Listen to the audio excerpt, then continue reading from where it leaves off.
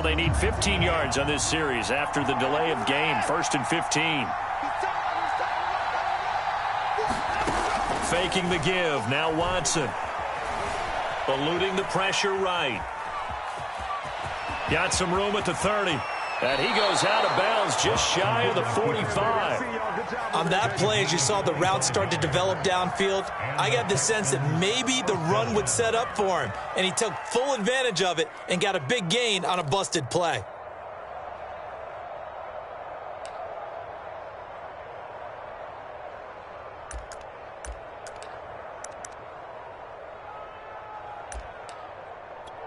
Took just one play to move all the way to the 44 as they try again on 1st down.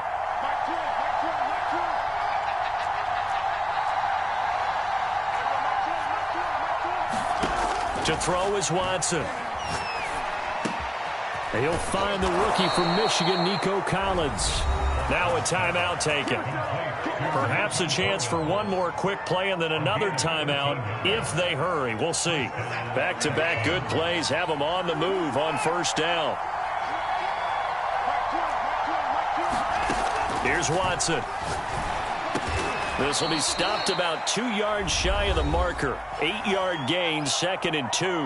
And we're going to get a timeout with 2 seconds remaining in the 2nd quarter. So with 2 ticks left here in the half, on is the field goal unit.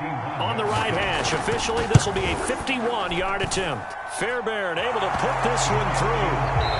So we have reached halftime here. It's the visitors, the Texans, out in front. As we now go downstate to Orlando and check in with Jonathan Coachman with our EA Sports Halftime Report.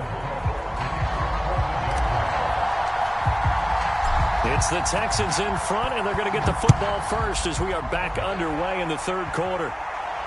And a fair catch signaled for and taken successfully.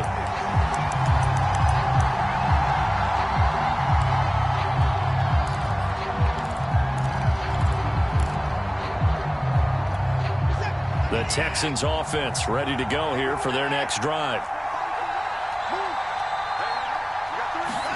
Now a 1st down throw, Watson.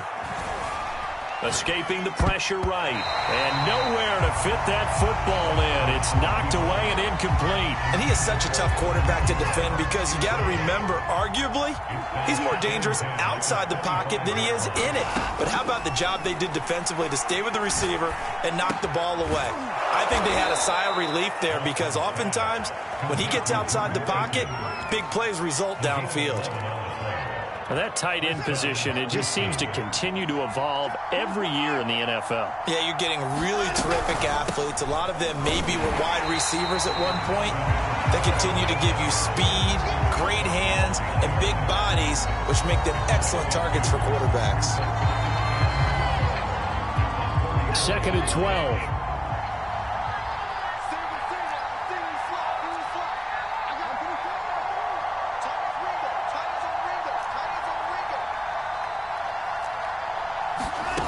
Watson now to throw.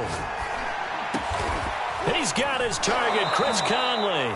And he'll be taken down, but not before he gets into enemy territory. And when you're playing a quarterback with some experience and some moxie, you enter the danger zone when you decide to blitz him because if he's able to diagnose as he did on that play, he can hurt you downfield. He reads defenses so well, doesn't he? He really does, and the best part about that play for him, I don't think that was his primary target. I don't think so either. I think he had the read, figured out where the blitz was coming from, and went to a secondary target for a really nice gain.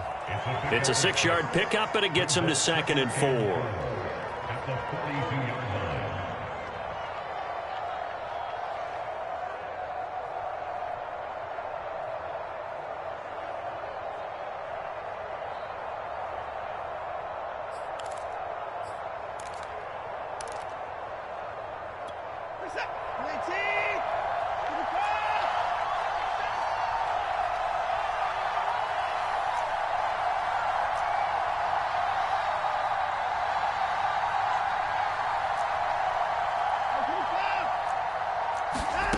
Now Watson. He'll buy some time right. On the check down, he finds Kamara. And tackled down after a gain of 3. Leaves him with 1 yard to go on 3rd down. that might feel like a little bit of a lost opportunity there for the offense because the defense brought pressure that time. And sometimes against that, you can get out to your running back, and it could turn into a big gain downfield. But what a nice job they did getting to him quickly and holding him to a short gain.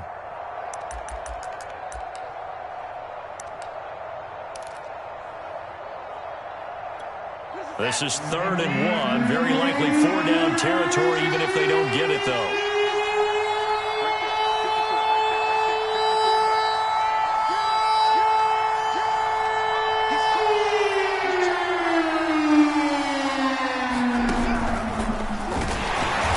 And he will have a first down as they get him to the ground at the 37. And what a weapon to have when you can use your quarterback as a short yardage runner and pick up first downs.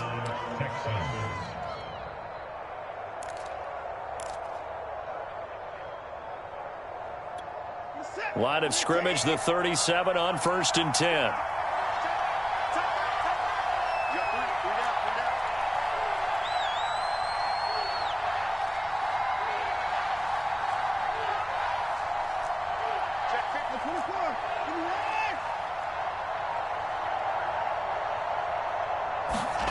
Here's Watson. Complete. Richardson has him. And they do get him down, but not before he's able to slip it inside the 5-yard line. A big connection on that one. 33 yards.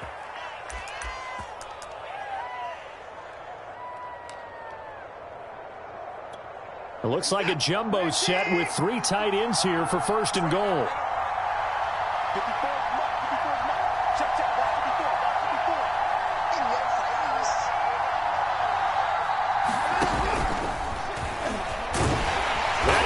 This one in for a Texans touchdown.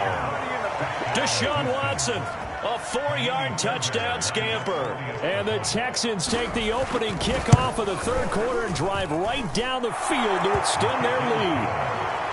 Fairbairn good with the extra point, and that makes this a 9-point game. So after the touchdown, here's Fairbairn now to kick it away. Jamal Agnew now to return it. And he's up across the 25 and down at the 28.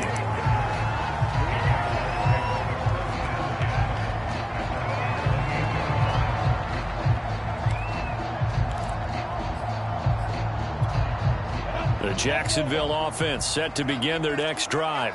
And their deficit a little wider than it was at halftime. Does that touchdown a minute ago change the thinking here at all? I think it does, at least a little bit, because now urgency has to start setting in. You can't go out there and go 3 and out and run the risk of falling behind substantially, but you have to do it without pressing, because pressing, that'll lead you to bigger errors. And able to get this one across the 45 before he's brought down. When you get a big tight end like this, sometimes it takes more than one man to bring him down. Oftentimes, your best bet, just jump on and hold on and wait for your teammates to arrive to help get him on the ground. And he'll manage to pick up about 4 at 2nd down. Well, at the end of all that hitting and hollering, it was a 4-yard run, so the offense is going to go back to huddle and feel pretty good about themselves. Defensively, you have to feel okay because you didn't let it turn into a bigger run, but the goal, shut it down for 2 yards or less. That's when you start to feel good about yourselves. From just shy of midfield, Lawrence. Here's Johnson with a reception. He'll get this one down near the 20-yard line, just shy of the 20. Another good throw there in what has been a strong rookie season to this point, Charles, as he now has surpassed the 3,000-yard mark with that last completion. And just think, he's been forced to learn on the job here in his first year. Normally, veterans talk about, hey, I've got the answers to the test before the game even begins. But this guy's taking the test with every throw, with every game. And so far, he's passing with flying colors. It's a pickup of 6, and that is going to do it for this 3rd quarter. We're off to the 4th quarter here in Week 15. Happy holidays to all. We'll return with more after this. This is the NFL, and it's on EA Sports. On 2nd down, Etienne once more. And so close, he gets it to the 1. Out of bounds right there. 56 yards rushing for him now on what was his 10th carry of the ball game. And they've got 3 tight ends here on 1st and goal to add some extra mass.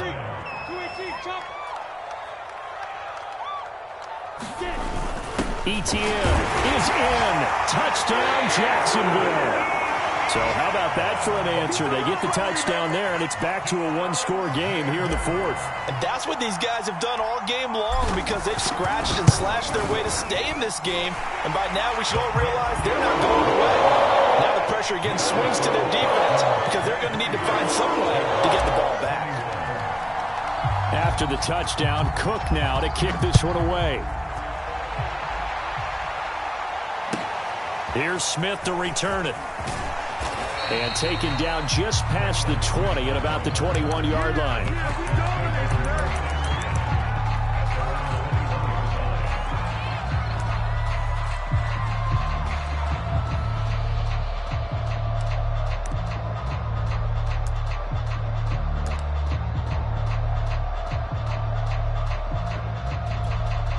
The Texans offense ready to go here for their next drive. And they've seen their lead nearly extinguished after that last score, but bottom line, they are still on top with the football. And a touchdown on this drive would really put them in position A. He'll pick up 7 there on the first down keeper. I know that every now and then we get in those meetings with coaches, and you almost want to roll your eyes when they talk about staying on schedule when they're moving the football. But would you say a 7-yard run is ahead of schedule? 4th quarter with a lead, you love that, don't you? No doubt about it, because staying on schedule is trying to get 4 downs on first down. They did that plus 3. Working with a 2nd and 3. Let's go, defense. Let's get off the field, defense. They'll run out of the gun with Kamara.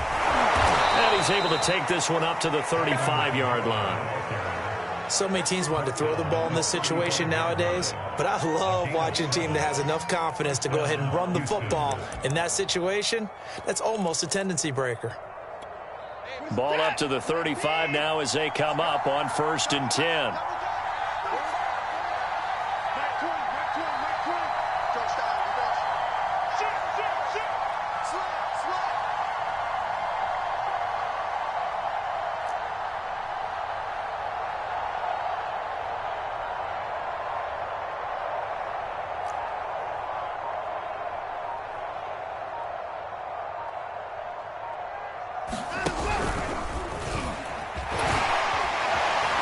Powers through again. Give him 10 yards on the keeper, and it'll lead to a 2nd down.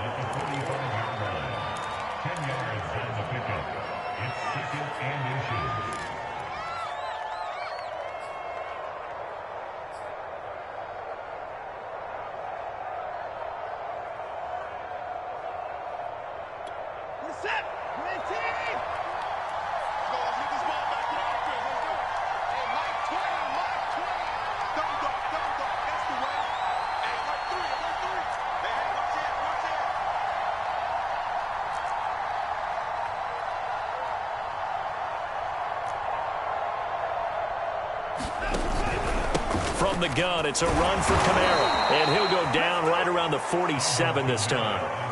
Well, it is our business to analyze what we saw out there, and on that play, I saw a defense staying in base, not taking a chance, not blitzing, in a situation where they absolutely need the football back. That's either a case of overthinking it or not thinking it through. If you do blitz, do you have to be careful about where you're coming from, or are you just coming from all angles? You have to be careful about where you're coming from, obviously, but at this stage, you have to take a few chances as well.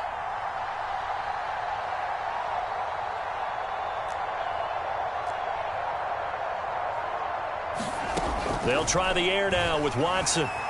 Flush to his right. Drops this off to Kamara out of the backfield. And he'll be taken down at the 44-yard line. A gain of 8 there on the play, and it'll make it a 2nd down.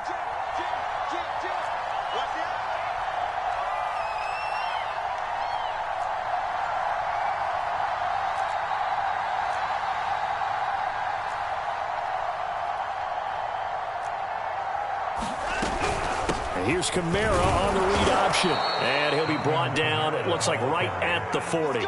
How about this offensive line? They're really starting to establish themselves, take over this game. And before the series began, I know exactly what was said in the defensive huddle. Guys, we got to get no less than a 3-and-out. Let's get off the field. Instead, they can't find any traction towards doing that. Right now, they're just getting muscled all over the field and getting pushed down it. And not totally home free yet, but it's looking good as they come up 1st and 10.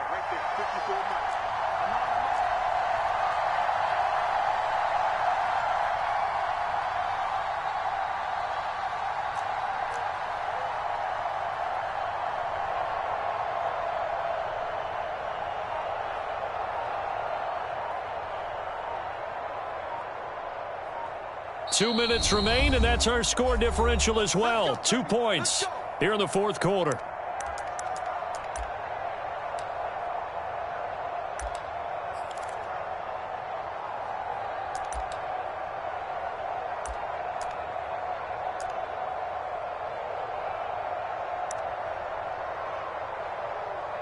So it's Texans football as we welcome you back. They've got a 1st and 10 as they look to try and finish this one off. Staying on the ground on first with Kamara. 40 yards rushing for him now in the ball game. But they picked up a little bit of yardage there, and now, in this situation, should be in no hurry to run a play really fast. Let the clock wind down.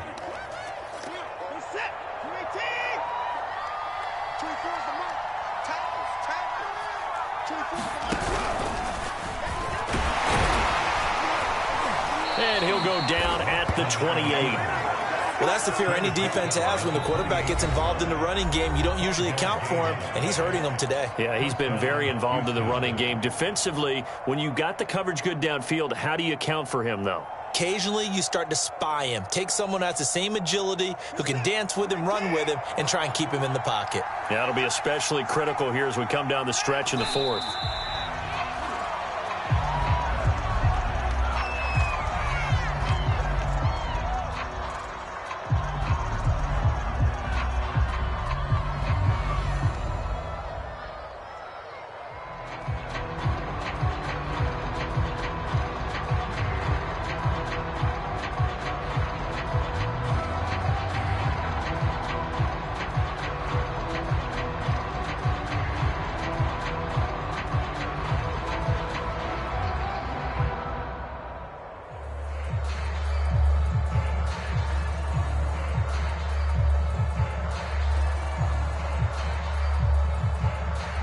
Second and 11.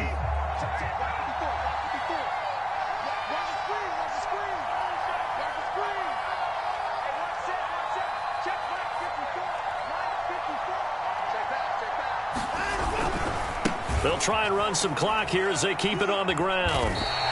That'll wind up as a loss on the play, so now they're staring at a 3rd down and 12. Charles, why didn't they just take the knee there? You're asking the question that I'm asking as well, because we've seen a lot of football where coaches decide maybe they get a little greedy. I don't know if they're doing it for stats or for what reason. We've seen it happen in college, and how about in the NFL? The miracle of the Meadowlands. All they had to do was take a knee and the game was over. The Giants ran it one more time, ball popped free. Philadelphia picks it up and wins the game. That was 1978. I think it was in November. Give him a couple on the run as it brings up the 4th down.